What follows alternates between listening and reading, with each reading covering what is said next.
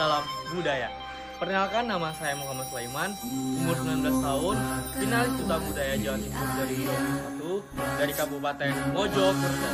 Rupang Sleeping Buddha atau lebih dikenal dengan nama patung Buddha tidur, memiliki panjang 22 meter, lebar 6 meter dan tinggi 4,5 meter. Tidak heran jika monumen ini dicatat oleh MURI, Museum Rekor Indonesia, sebagai patung Buddha tidur terbesar ketiga di dunia setelah Thailand dan Nepal.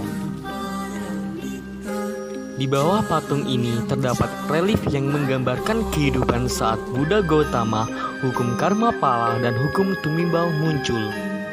Sebagai generasi muda, alangkah baiknya jika kita turut serta membantu untuk menjaga dan melestarikan peninggalan budaya dan sejarah seperti ini, agar kelak masih dapat dinikmati oleh anak cucu kita. Salam budaya.